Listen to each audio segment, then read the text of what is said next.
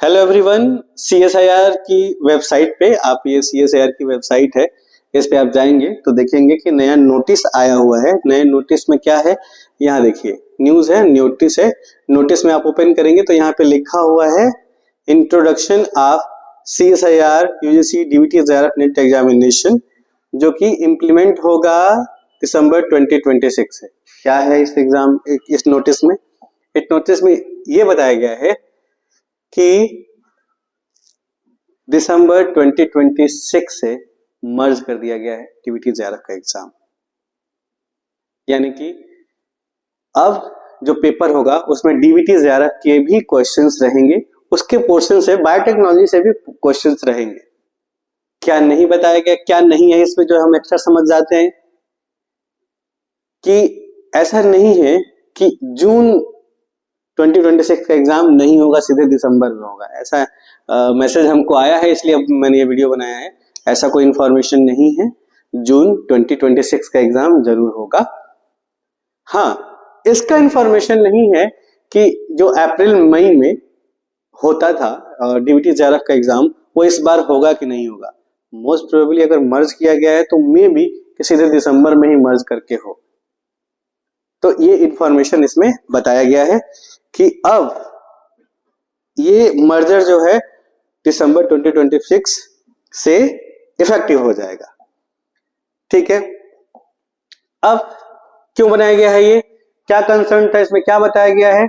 ये बताया गया है कि भाई जो भी एग्जामिनेशन है ये अब जो है ध्यान में ये रखा जाएगा कि बार बार जो एग्जाम हो जाते थे, मतलब डीबीटी जेआरएफ का एग्जाम हो गया, सीएसआईआर जेआरएफ का 2 एग्जाम हो गया, तो नंबर ऑफ एग्जाम को कम करने के लिए ऐसा किया गया है।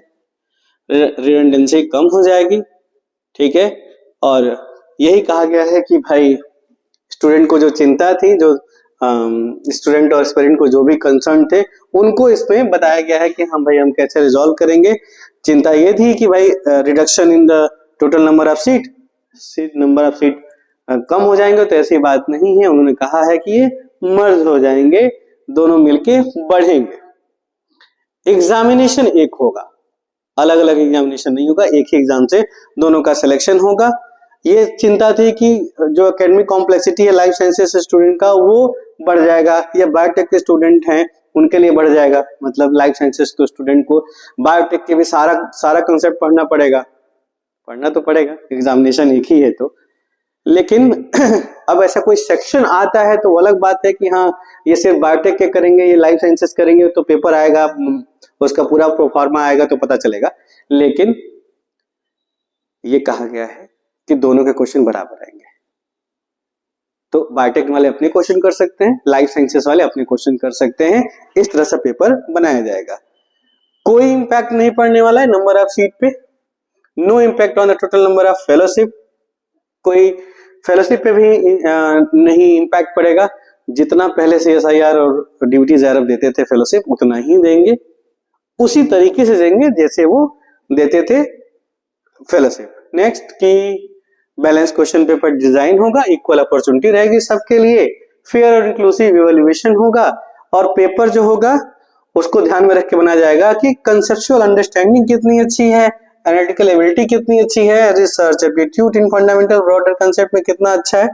नैरो कंसेप्ट से क्वेश्चन नहीं बनाए जाएंगे। तो यही है सीएसआईआर नेट जेआरएफ का एग्जाम, यही है। ये सारी चीजों को ध्यान में रख के बनाया ही जाता है। फाइनली ये बताया, वही सारी चीजें हैं कि पहले ये था कि डीबीटी जेआरएफ का एग्जाम हम जब देते थे बायोटेक के स्टूडेंट, अब तो डीबीटी जेआरएफ भी हर कोई देने लगा था, पूरे लाइफ साइंसेस के स्टूडेंट 2 बार देते थे। तो पहले ये था कि डीबीटी जेआरएफ का एग्जाम देंगे, अगर आप क्वालिफाई होते हैं तो सिर्फ फेलोशिप मिलेगी, आप पीएचडी करेंगे। कोई नेट की एलिजिबिलिटी, नेशनल एलिजिबिलिटी टेस्ट उसमें नहीं था। मतलब आप असिस्टेंट प्रोफेसर नहीं बन सकते थे, उससे आप पीएचडी कर सकते थे।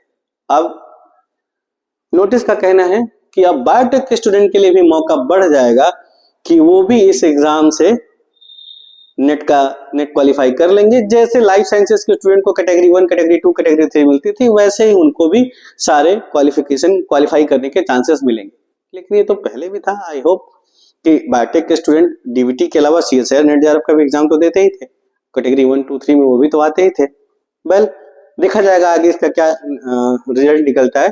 तो यही है कि इतना ही बस आपको ध्यान में रखना है, क्या CSIR, नेट JRF और DBT JRF का एग्जाम मर्ज होगा जून में नहीं, दिसंबर 2026 में।